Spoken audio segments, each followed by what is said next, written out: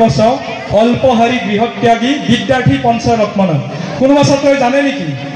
জানে নেকি কোনোবাই মই যে কৈছোঁ শ্লোকটো কাক মানে কি জানে নেকি নাজানে মই বুজাই দি আছোঁ মাত্ৰ আপোনালোকে শুনি অলপ মই কোৱা পাঁচটাৰ এটা কথা মনত ৰাখিলেও ভৱিষ্যত জীৱনৰ তোমালোকৰ কিবা হ'লেও লাভ হ'ব কাক মানে হৈছে কাউৰী আমি সৰুতে পঢ়িছিলোঁ কাউৰীৰ নিচিনা চেষ্টা কৰিব পৰা পক্ষী আৰু বেলেগ নাই কাউৰী এনেকুৱা পক্ষী এবাৰ তেওঁ খুব পানীৰ পিয়া লাগিলে তেওঁ খুব বিচাৰি পানী খাব নাপালে এটা কল দেখিছে কলটোৰ তলত অকণমান পানী আছে এতিয়া কি ক'ব তেওঁ অন্ধ শুকাই গৈছে পানী খাব লাগে আমাৰ হ'লে কি হ'ব পানী নাখাওঁ আৰু লগ নাপাওঁ মই পানী লগ নাপাওঁ যেতিয়া নাখাওঁ আৰু ক'ৰবাত পালে খাম তেনেকুৱা নহয় কাউৰীটোৱে কি কৰিছে তাৰ সেই অকণমানি ঠোঁটটোৰে সৰু শিলকেইটা এটা কৈ দি এটা সময়ত পানীখিনি ওপৰলৈ যেতিয়া আহিছে তেতিয়া তেওঁ ঠোঁটটোৰে পানীখিনি খাই তেওঁ মই খুব শান্তি পালোঁ কাৰণ ষ্টুডেণ্ট এজন এনেকুৱা হ'ব লাগিব আজি তোমাৰ মুখস্থ অহা নাই এক নম্বৰ ল'ৰাজনৰ মুখস্থ হৈছে মোৰ নাহে আৰু মই বাদ দিলোঁ এইটো হ'ব নোৱাৰে এবাৰ মুখস্থ অহা নাই দুবাৰ অহা নাই তিনিবাৰ গোটেই ৰাতিটো যদি মুখস্থ কৰে অট'মেটিকেলি তোমাৰ মনত আহিব কাৰণ মগজু সকলোৰে সমান কোনোবাই ব্যৱহাৰ কৰে কোনোবাই ব্যৱহাৰ নকৰে যিয়ে ব্যৱহাৰ কৰে সি ওপৰত থাকে যিয়ে ব্যৱহাৰ নকৰে তেওঁ তললৈ যায় সেইটো হ'ল কাউৰী বক ধ্যানম বক মানে কি জানো এই যে আমাৰ চাৰিওফালে পুখুৰীবিলাক আছে নদী তাত বগলীবিলাক পৰি থাকে নহয় জেকেডালত বগলীবিলাক পৰি থাকে বগলীৰ অত্যন্ত মনোযোগী অত্যন্ত ধ্যান দিয়া এটা যদি পক্ষী হৈছে এইটো বগলীয়ে বা এডালত পৰি পেলাই তেওঁ ধ্যান কৰি থাকে পানীৰে তেওঁ যিটো মাছ ধ্যান কৰি আছে সেইটো মাছে তেওঁ ধৰাৰ কাৰণে চেষ্টা কৰি থাকে তাৰ কাষতে যদি বৰালি মাছটো পাৰ হৈ যায় বগলী নাচায়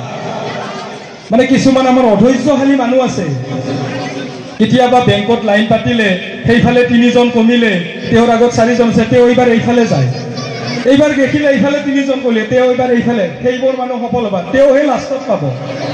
বগলী এনেকুৱা তেওঁৰ কাষৰে ডাঙৰ মাছ এটা পাৰ হৈ গ'লে বগলীয়ে ধ্যান নিদিয়ে সেইটো তেওঁ যিটো মাছ জুপি আছে যিটো মাছ চাই আছে তেওঁ সেইটোৱে ধৰিব আৰু এটা সময়ত বগলীয়ে সেইটো মাছে ধৰি পেলায়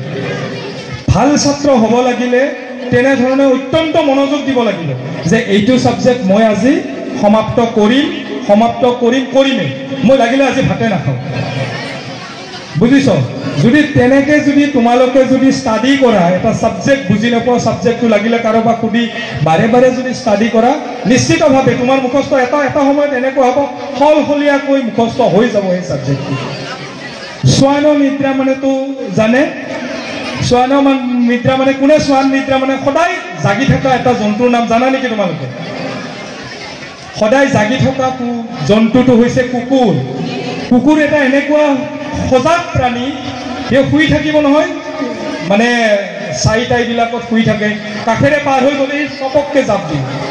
ভাল ছাত্ৰ সদায় জাগি শুব লাগিব যে তোমাৰ কাষেৰে কি হৈছে তুমি শুই আছা বাহিৰত তোমাক গালি পাৰিছে নে কোনোবাই কিবা কৈছে নে তুমি যদি সজাগ হৈ যদি শুই থাকা তুমি যদি ভাবা যে মই 2টা বজাত উঠি মই গণিতটো কৰিব লাগিব ইংৰাজীৰ মই 6 নম্বৰ দফাটো মই মুখস্থ ৰাখিব লাগিব কাৰি ছাৰক দিব তুমি যদি সজাগ হৈ হোৱা তুমি 6 নম্বৰ 2টা বজাতে সাৰ পাই যাবা কুকুৰৰ নিচিনা মই খোৱা কথাটো কোৱা নাই কুকুৰৰ নিচিনা সজাগ হৈ হোৱাৰ কথাটো কৈছোঁ অল্পহাৰী ভাল ছাত্ৰই কোনোবাই যদি ভাল ছাত্ৰ হ'ব লাগে তেওঁ অল্পহাৰী হ'ব লাগে অল্পহাৰী মানে কি জানা তোমালোকে অলপ খাদ্য খোৱাৰ অভ্যাস ৰাখিব লাগিব আজি ইয়াত অনুষ্ঠান পাতিছে আজি ইয়াত হয়তো মাছ মাংস নহ'লেও যদি দালি চব্জি খুব সুন্দৰকৈ বনাইছে জাকজি ল'ব দিছে ডকচি যদি খাই দিয়া যায় ঘৰত পেটৰ অসুখ হ'লে কালি স্কুললৈ আহিব নোৱাৰিবা গতিকে কাৰোবাৰ বিয়া আহিছে যে দিছে বুফে ছিষ্টেম যিমান মাছ মাংস লোৱা খোৱা বেছিকৈ খাই দিলে অসুখ হৈ গ'ল 3 দিন স্কুল বন্ধ হৈ গ'ল তেতিয়াও ভাল ছাত্ৰ এজনে কেতিয়াও বেছিকৈ আহাৰ খাব লাগে বেছিকৈ আহাৰ অকল ভাল ছাত্ৰ নহয় সকলো মানুহে অলপ খাদ্য খোৱাটো সকলো কাৰণে মংগল গৃহত্যাগী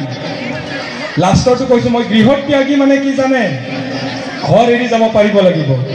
মই মেট্ৰিক পাছ কৰি ঘৰ এৰি গুচি গৈছিলোঁ বালাপাৰাৰ পৰা আৰু মই ক'ত আছিলোঁ এইটো বাৰু বাকীবিলাকে জানে মই ভিনদেউৰ ঘৰত আছিলোঁ